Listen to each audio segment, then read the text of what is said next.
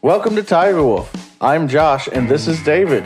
Please be aware, this podcast contains strong language and spoilers.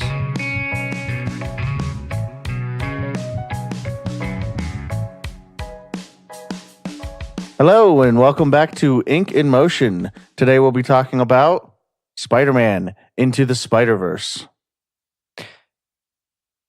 All right, Josh. We just got out. We have spoken very little about on the way here. I mean, other than your gushing, yes. Yes. Did you enjoy it? Yes. Was it better than you expected or about I didn't what you have any expected? expectations. Okay. I mean, from the teaser trailer we saw before, it fell in line. It was consistent. It was, it was humorous all the way through. It was fairly action-packed in a lot of different ways. I was impressed for animation of this caliber to not be made by Disney. I'm not sure if that's a dig or not. There are other animation studios besides Disney. Yes, but what I mean is, like, it nailed itself on the head. Like, the art style, the fact that it was competing art styles throughout once the other Spider Folk get introduced. Yeah. And the way it mixed and mashed, and then the wham pows and everything mixed in there too, with the appropriate print dots to them. And like, if I don't know if you noticed, but like in anything that was in the distance, you could kind of see the faded dots to them and everything. It was like, I was impressed. I was impressed with the quality of the animation. That's what I meant. Like, obviously, there's like, what? There's Warner Brothers, Pixar's there's Pixar, there's DreamWorks, there's so on and so forth. But I think it's been a while since Sony animated films put something out. It's unique in a lot of ways as far as the animation that goes, without being like overly ambitiously unique. Yeah. Which I don't know, I think that's why I was impressed by it. It was from a studio that is not an animation studio. Yeah. As far as I know. I definitely enjoyed it. Like, even, could I be the annoying comic book guy? I could, but I enjoyed it. It was good. It was clearly going to be its own take on the that's situation. why I was like, I don't care. I enjoyed it. That's the important part. Yeah. And I noticed that they chose characters that kept pretty similar Peter Parkers away from each other. Yeah. We didn't end up with the same type of dude in two different character positions. Yeah. We ended up with 3 variations of Peter Parker. What was the pig's name? Peter Porker. Okay, so 4 variations of Peter Parker. One was a little anime girl. Penny Parker. Peter Porker, the pig, Spider Pig. Yep. And Peter Parker, the aging, down on his luck, divorcee. He's done this for 22 years. I believe that's what he said. Yeah. And not exactly keeping his physique great. And then Nicolas Cage. It's who did the voice for Noir. Yeah, but I mean, he was much better than Nicolas Cage. I'm sorry, have you seen his recent movies? Don't. The most recent thing I've seen with him in it that I can think of was, it's probably an old movie now. I don't remember what it's called, but it has him and Hayden Christensen in it. It takes place during the Third Crusade. That one is actually really good. He played a really good part. I really enjoyed that. I was thinking more of the movie he did that was based on The Rapture, where he's an airplane pirate. Nope, haven't seen it. Don't. Okay. There's a show called Leftovers on HBO. If you want to watch something about The Rapture, watch that, because it's fucking good. Okay. Reminds me, I need to see if the new season's up on it. Okay, fair enough. So, since you're not big into comics, do I need to give? I know they recap. I mean, I knew a little bit about everybody in this flick. This flick. What I meant to say. Except for the anime girl. So her spider looks Oh, completely. I'm sorry. We didn't mention Gwen. We should mention Gwen and obviously she's Miles. The most important. Okay, Miles is the most important, but Yeah, Gwen really? was the most important additional spider. I mean, really not. Like, Peter Parker was the most important one. Eh. He's the one that really helped Miles realize who he was. Mm-hmm. He put him in that chair so that he would get out of that chair. He gave him that. Look, this is the thing you need to do. Do it. Figure it out. I mean, he solidly made his point. Mm-hmm. Like, this doesn't just happen, except that it does. You just got to make it just happen. Yeah. I'm sorry, I interrupted you. What were you saying? But like her Spider-Bot looks drastically different in the comics. It's literally an Evangelion. Like, I'm not joking. It looks and reacts just like an Ava. They probably changed that then just for the ability to have it in the movie. Yeah, and more than not likely. It was fucking Green Goblin.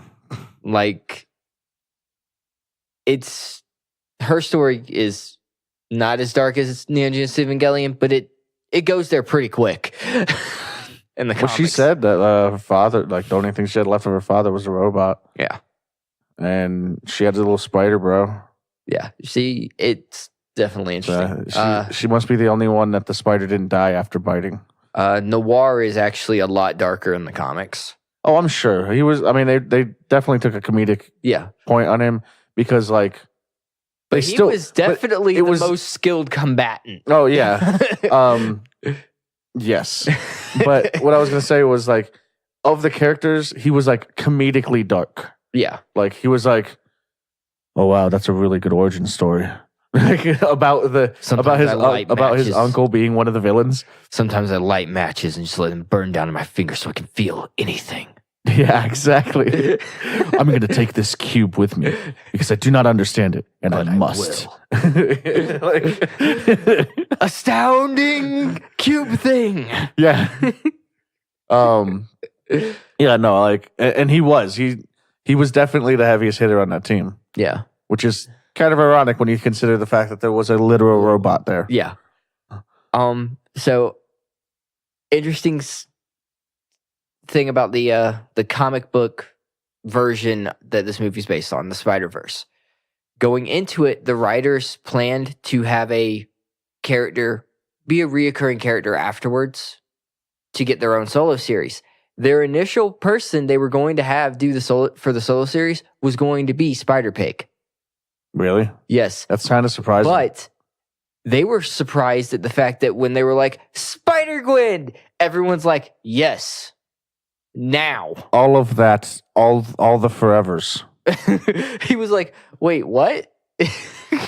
You want her? How do you not the pig? How would you not expect that? Like, you want her? I'm sorry. She was immediately impressive by being, Webbing much better at being Spider-Man than Miles or Peter Parker. I did like the fact that they did address that really heavy event involving her character, though. Oh, that she found Peter Parker dead? So she's technically the one who killed him. Well, yeah, but I mean, how many times has he technically been the one that killed her? In their universe, he wanted to be like her, so he ends up turning himself into that universe's lizard. That explains the weird scale things. Yep. And she didn't know that was Peter until after the fight. So what you're telling me is that not only is she clearly a terrible Spider-Man because she killed somebody, but it was her best friend. Yeah. That's why she's like, yeah, no more friends. But yeah, I did not like the design for Fisk. Immediately I was just like, cool, they put a black cube with a face on it. Yeah, I'm not a big fan of Wilson Fisk in that movie. Everything else was great, and they looked like the people. Goblin. He just didn't look anything at all like a people. He didn't remind me at all of the 1610 Fisk. He didn't. And I mean, yes, I don't know what that looks like. He's a big guy. Well, yeah, I mean, he's always a big guy, but that was not ridiculous. That style. He was literally square. Yeah, they exaggerated him, just like they exaggerated the Goblin. Well, yeah, but not just like they exaggerated the Goblin, because that was still like a character design and not a shape with a face on it. I did like the fact that they went with the. I did like his motivation. 10. I liked his motivation though. I was impressed that he had an act, like, in my opinion, I feel it as a legitimate reason to be a villain type of thing. Like, this is my goal. Right. This is my goal. It may be impractical, but we're fucking doing it because I have the money and power to do so. Mm-hmm. Honestly, I liked this idea for Spider-Verse better than what they did in the comics. Because the comics involved interdimensional spider vampire hunter things. Right, but they weren't going to do all that with just, a couple hours. Yeah, like I said, I enjoyed this, this story version more. I didn't get to see. It did feel a little bit quick fire, but big deal. It did feel a little bit quick fire, like, because we had like the first half of the movie is just setting up Miles. Boom. Like the first, like almost the whole, probably the first hour, almost at least 45 minutes, I'd say. 30 to 40, yeah. It was more than 30. Just equating you to the character of Miles, in case you didn't know. Right, and it was. I mean, for me, it was good because I didn't really know anything about Miles. Yeah. It's probably annoying. It was probably annoying to some people, but I really did enjoy. All right, let's do this one more time. Yeah. It was all right. I mean, I liked that they had the whole like, this is my intro sequence. This is my intro sequence type thing. Yeah. To get you a quick recap on these other Spider folk. I'm just gonna keep calling them that because it makes sense to me. They work for me. And then Miles, the one he started with was just like him being him before he was bit by the spider. And then by the way, that spider scoped him the fuck out before it bit him. Yeah. It was making sure, is this the one I want? Yeah. Well, given that it was a color changing spider too, and he was spray painting at the time, like there was a lot of good subtle connections there between that spider was just like this one. I like. And then he just yeah, that was hilarious. Just bad. But what was I saying? Oh, like, and then the reintroduction because now he knows himself type of thing. Yeah. Like seriously, the last time. Yeah. It made sense. It was good writing, honestly, to have that in there like that. Because they already wrote it in such a way that those were super quick. Yeah. And didn't really waste your time. Like they were maybe a minute. If that. Right. I felt the visuals told more of the story than even what they were saying. Some of it, yeah. Okay, like with fair, Gwen, like there was the whole scales on the Parker and stuff like that. And if you saw the shadow in the background before she finds him, it shows you see the lizard shadow in the background. She backflips, kicks it in the face, and then it flies off and it shifts back into a person, hits the ground. Oh, okay. And then she runs over and realizes I didn't catch all Peter. That. It was the little things like that I was looking through, going, okay, cool, yeah, awesome. At the same time, it was a lot. Yeah, it was. There was a lot going on pretty much all the time because it's fucking Spider-Man, and there's always a lot going on pretty much all the time for Spider-Man. There's a lot like of them. the quote unquote stealth part in when him and Peter Parker go infiltrate Alchemex. Yeah, Liv. Liv's office. That was pretty tight. Yeah. He's like, where'd you go? I'm standing right in front of you. Some sort of fight or flight. Boop. My eye. And the whole sequence and like the female Dr. Ock. Yeah. Nice touch. I really liked her extra appendages. Or tentacles? I wasn't gonna say that. That's what they are. That's what they are. They're that they have shape-shifting tentacles. No, except that they have graboids on the end of them. They do not have tremors on the end of them. Oh, those. And graboids have those too on their face. But yeah, I just The claw mouth thing. yeah. Yeah. He's making a gesture at me that you can't see. Well, I mean, it's sorry. like super. Like her design was. It wasn't metal. No, they were It's synthetic of some sort. yeah. Like not. They look like a rubberized plastic, but I'm sure it was like something super high grade It was because probably some sort of they polycarbonate. were durable. It was probably some sort of polycarbonate. Yeah. Yada yada yada. And just Big in general, fancy I liked her science design. works. I don't know if you noticed, but her hair was done up so it looked like an octopus's head. Mm-hmm. Yeah, just like Fisk, I didn't like you mentioned. I didn't like Fisk's design. Liv's design, I really liked. Yeah. Tombstone, he's closer to his comic book design than like the version of him that you see in the PS4 game. Didn't actually see him in that. No. I think I did. Or I saw his silhouette, and he was just a big fucker. Yeah, he's a big fucker in that game. But also Scorpion. I kind of like Scorpion. It was interesting. So he's like mostly mechanical Scorpion style. Yeah, but it was. I mean, it wasn't as bad as a certain Rock with a face may have been. And it was definitely better than bright neon green bodysuit. Yeah, with a scorpion tail. Well, I mean, I'm gonna go a little bit of the annoying comic book fan. The way Pete died in this was fitting for this story, but it is not the way 1610 Parker dies. Okay. And I really want to see that at some point. So you know what gets me? MJ was at the Fisk dinner. Yep. If anybody in the world should know how Fisk is a bad guy, I think she was literally there for the Spider-Man aspect of it. Yeah. Because she was his wife. Yeah, because she was his wife and yada, yada, yada. Still, like... it kind of brings into question how much she knew about Pete's other life. It really made me feel like Aunt the only May thing was like, yes. Aunt May knew everything. She was assistant to the Spider-Man. She probably made the costumes. She made the shooters for Miles. So interesting.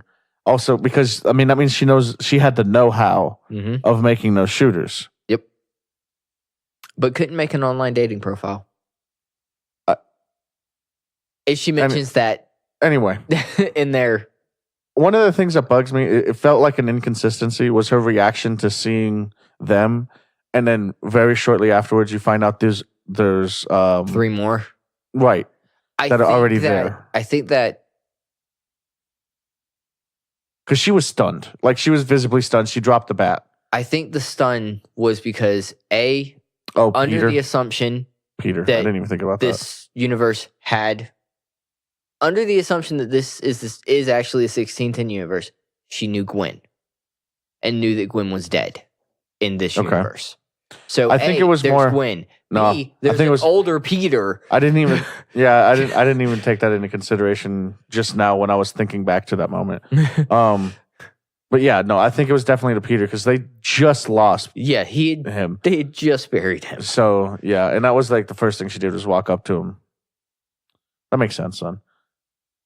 I mean, the others, cute little anime girl, an animated pig, and a dark, brooding, probably reminded her of a young Uncle Ben.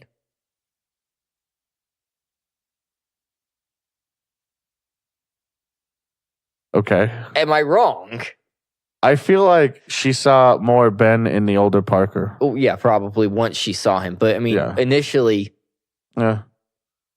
It was a very interesting sequence. I feel like the touch of I can't remember the villain's name. Purple dude. Prowler?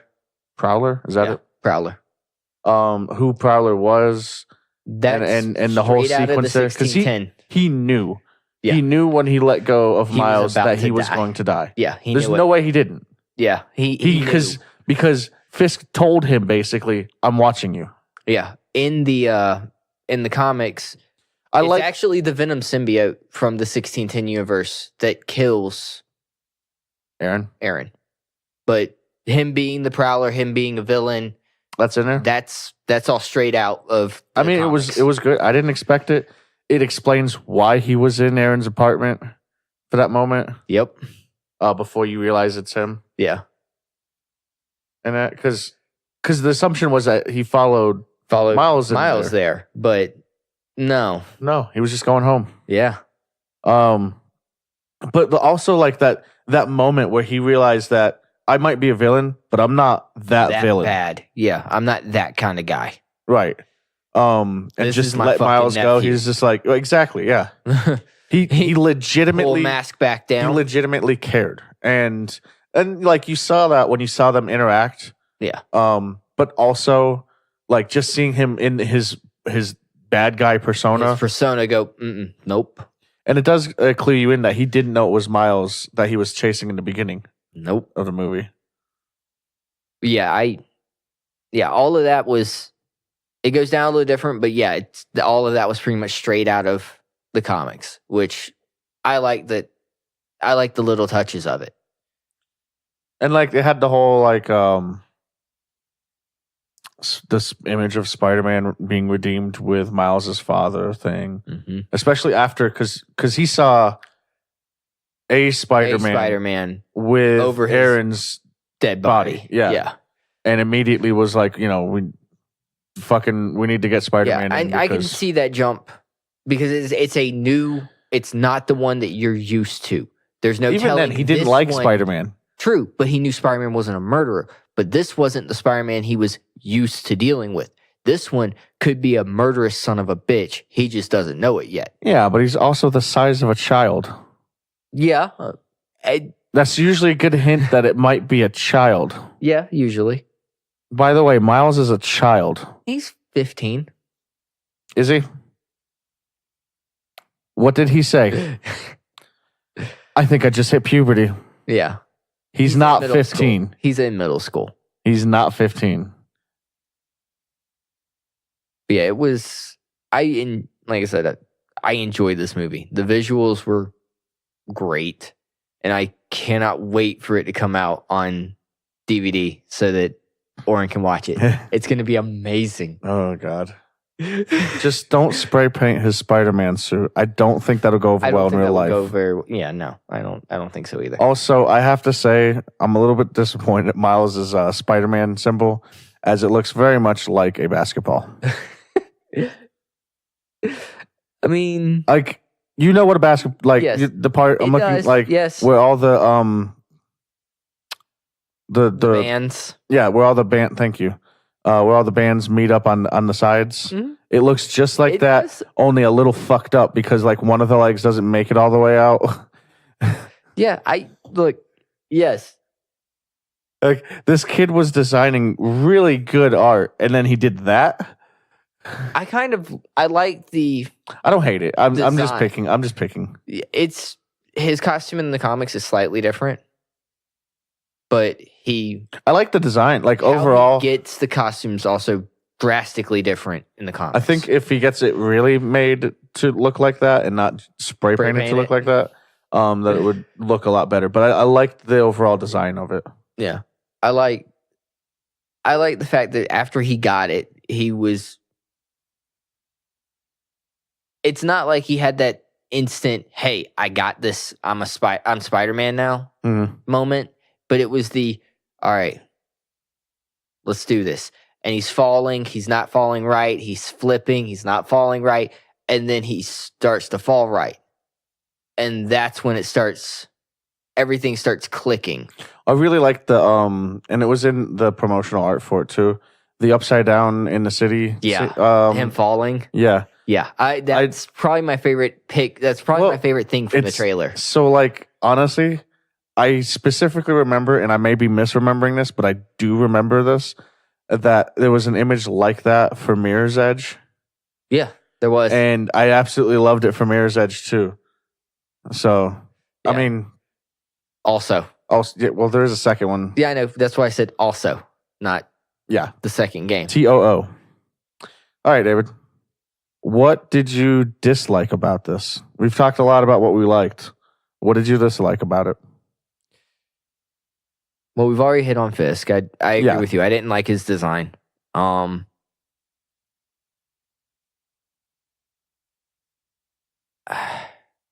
I enjoyed, but I also disliked the simplicity of the story compared to, the comic book, because there were a lot more spiders in the comics. But, it was a 14 or 16 issue miniseries. They comic chose, run. like I said earlier, they chose the right ones. Yeah, they chose to good keep it ones from being to keep it from being like, all right, which one's Peter and which one's right. Which Peter, one's Earth 616? Which one's Peter 1? Which one's Peter 2? Which one's 616? Which one's Doc Ock inhabiting Peter's body? Exactly. All right. To build off of that, because one of the things I was going to say I didn't like was how the story was just basically it was just boss fight after boss fight after boss fight, and there wasn't any of the Spider-Man adventure of like. You know what I mean? There was a little bit like in the early part of the Miles where we learn about him. Yeah. And when it was transitioning from that to the multiverse Spider Folk. Yeah. Like the whole like scene with where they go infiltrate Doc Ock's lair, let's call it a lair, laboratory, and run. Yeah. That I liked. Yeah. But then after Double that tap it to was just like fight. And there were, I mean, there was breaks in there and everything too, but there wasn't the street thugs. There wasn't. Well, I mean, it doesn't need to be even street thugs, but like it was always all of the bad guys. Yeah. That's what I mean. Yeah. It wasn't just one. Right. It was always what is literally the end game for the Spider-Man game. Yeah. Just it was that probably because it was a group of spider folk, sure. But they're like to expand the story would have been to force them to have different objectives to separate for, and then run into enemies alone or in pairs or something like that. Yeah, where then you could see the teamwork better, because all of that made it very confusing on what was going on, especially in that living room. Because take it outside. They've ruined Aunt May's house. Yeah, they did. Or even then when we get to at least it was a large area, basically practically have a cityscape in there of the collider. Yeah. Which also, by the way, just I'm sure you're aware of this. That's not how colliders work. No, it's not. It's atoms. Yeah. You don't see it until they collide. Yeah. It's. I mean, I'm not sure there's ever actually been a collider that worked in real life, but that's how it would work. Isn't that also isn't it a collider that makes the Flash shit happen? The metahumans? Yes. Yeah, I thought so. Well, the lightning technically makes the Flash happen. Yes, but matter, the metahumans happens because of the dark of the collider. explosion. The lightning has metahuman empowerment abilities. Well, Stuff. I mean, it's Barry, but what else? We'll not get into the other red suited awesome dude. But yeah, anything else? Yeah. The post-credit scene, I was right. Oh, I mean, you were right, but also it was just a played up Spider-Man meme, which was hilarious. Don't get me wrong. That was another thing, like the self-awareness I thought was pretty. No, I mean the very end when you're like, I don't like his suit design. Oh, with the skull spider thing? Yeah, no, that's what I'm talking about. Okay. Because it ended with the pointing thing. Yeah, okay. Yeah, I forgot about that meme. I was thinking of the meme him sitting at the desk, and then it was him at a bunch of desks. Yeah. No, yeah, they fucking owned the Spider memes. Yeah. The Spider-Man memes. I enjoyed that. Do you think that's actually a hint, something that's coming, or they were just putting it as like a? I think they knew how good this was going to do, and they have. I mean, they've definitely advertised it like they knew it was going to be really good. Yeah, and they have plans to do more. Okay, so you think that which one is it? It's Miguel O'Hara, 2099, Spider-Man 2099. But the device he gets at the end. Is he Spanish? Yes and no. His suit is actually from a Day of the Dead costume. Well, you said his name was Miguel O'Hara? Yeah. Which is a Hispanic name and an Irish name. Mm-hmm. He is darker skinned, but I don't know if he is actually Hispanic. If that makes any sense. No, I mean, yeah. If I had it to guess based off of his name, he's mixed. The way he gets his powers in the comics is a lab accident that accidentally rewrites a portion of his DNA with Parker's DNA. And that's how he gets his spider powers. And interesting. Who was the hologram chick? I don't know. I didn't recognize her. Is that not his like AI or something like that? Not that I can remember from the 90s. Now, they did start doing a newer run for 2099 that I didn't pick it up. I guess we'll have to find out later. Yeah, but the device he gets is literally a boop wormhole. He can jump through to wherever he wants. Oh, okay. Which they have in the So comics. in other words, he has certain Face of Bo's wrist time machine. Yes. Captain Jack Harkness. At it again. Well, I mean... So many Captain Jacks in the world. Yep. I mean, most of them are awesome people, for that matter. The characters, not necessarily the people who play them, but details. I don't know. I like Captain Jack Harkness. Yes, I like Merlin as well. Well, I suppose that's the end of the episode. Please like, comment, follow, and share. And also, more importantly, thank you for listening. Take care. Bye.